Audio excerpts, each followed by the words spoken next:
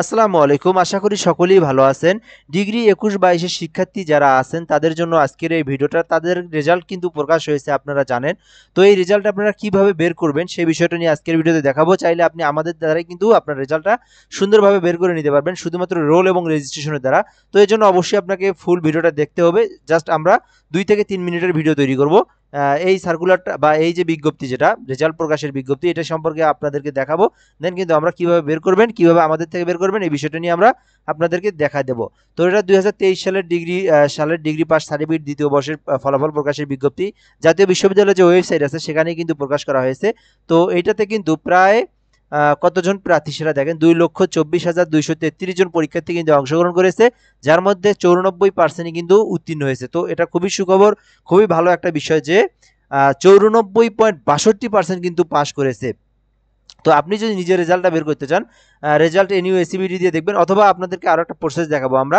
তো তার আগে একটু বলে নিই, যদি আপনি এই চ্যানেলটাতে নতুন হয়ে থাকেন অবশ্যই আপনি এই চ্যানেলটাতে সাবস্ক্রাইব করে রাখবেন। সকল ধরনের জব রিলেটেড ভিডিও এবং শিক্ষামূলক ভিডিও এবং ন্যাশনাল ইউনিভার্সিটির যে তথ্যগুলো এগুলো কিন্তু আপনি এই চ্যানেলেই পেয়ে যাবেন। অবশ্যই আপনি সাবস্ক্রাইব করে রাখবেন। তো আপনাদেরকে সব কিছুই দেখাবো, রেজাল্ট কীভাবে বের করবেন, আমাদের দ্বারা কীভাবে বের করে নেবেন, এবং গ্রেডিং পদ্ধতি যেটা সেটাও কিন্তু আমি এই চ্যানেলে বা এই ভিডিওর মাধ্যমেই দেখে দেওয়ার চেষ্টা করবো ইনশাল্লাহ। তো যাই হোক, যাদের হচ্ছে ফেল আসবে তারা হচ্ছে পরবর্তীতে আবার যদি পুনর্নিরীক্ষণের জন্য আপনি আবেদন করেন তাহলে কিন্তু আপনি পাস হয়ে যাবেন। সো এখানে কত গ্রেড কোন গ্রুপ থেকে কতজন পাস হয়েছে সে বিষয়টা কিন্তু এখানে দেওয়া আছে। তো এগুলো দেখানোর পরে প্রসেসটা আমি দেখাবো। বিএতে হচ্ছে ৬৩,০৩৪ জন উত্তীর্ণ হচ্ছে ৬২,০৬২ এগুলো আপনারা পরে দেখে নিয়েন, এগুলো আপনাদের দেখার প্রয়োজন নাই। যাই হোক, আমরা যে বিষয়টা যেটা দেখবো সেটা হচ্ছে আবেদনের প্রসেসটা। তো আবেদনের প্রসেস হচ্ছে ১ নাম্বার প্রসেস দেখাবো। আপনি যদি নিজে বের করতে না পারেন তাহলে কিভাবে বের করবেন? তাহলে বের করার একটাই অপশন, আমাদের দ্বারা যেভাবে বের করে নেবেন, GOBPULACBD এই ফেসবুক পেজ আছে যেটা, আপনি যদি সার্চ করেন ফেসবুক পেজে সবার উপরে কিন্তু এই পেজটা আসবে। তো আমি আরেকটু জুম করি এটাকে, GOBPULAC জবস প্লাস বিডি।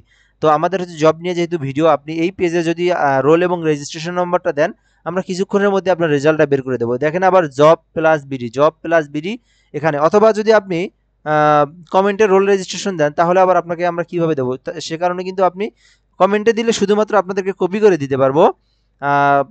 কমেন্টে দেওয়ার থেকে আপনি এইখানে দিলে আপনাদের ইনবক্সে যদি আপনি একটা এসএমএস দেন জবস প্লাস বিডিতে, তাহলে আপনার রোল এবং রেজিস্ট্রেশন নাম্বারটা দিবেন, অর্থাৎ সেকেন্ড ইয়ারের রোল নাম্বারটা দিবেন, অবশ্যই সেকেন্ড ইয়ারের রোল নাম্বারটা দিবেন।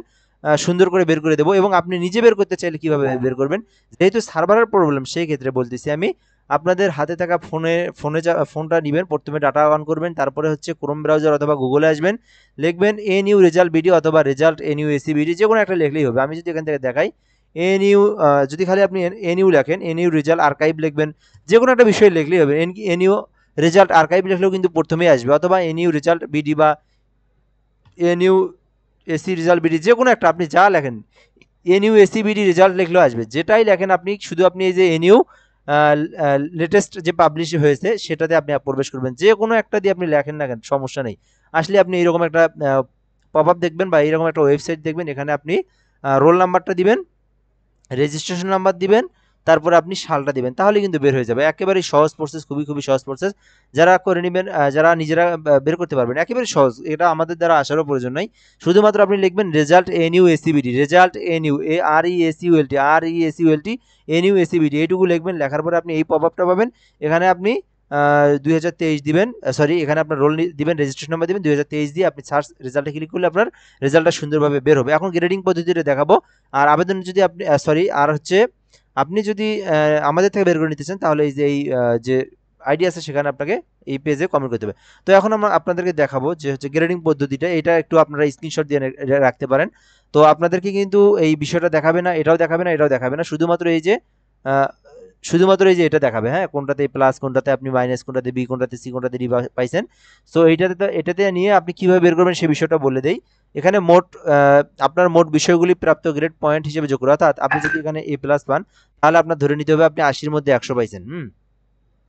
তারপরে আপনি যদি এ মাইনাস পান তাহলে আপনি ৭৭ থেকে ৭৪ এই বিষয়টা পাইছেন। তারপরে বি প্লাস পাইলে 65, বি পাইলে 60। তো এইভাবে আপনি গ্রেডিং পদ্ধতিটা যোগ করবেন এখান থেকে। তো আমরা এই যেখানে দেখে দিছি, এই যে এখানে আপনার মোট বিষয়গুলো প্রাপ্ত গ্রেড পয়েন্ট সব যোগ করে আপনার মোট বিষয়ের সংখ্যা দিয়ে ভাগ করলে জিপিএ পেয়ে যাবেন।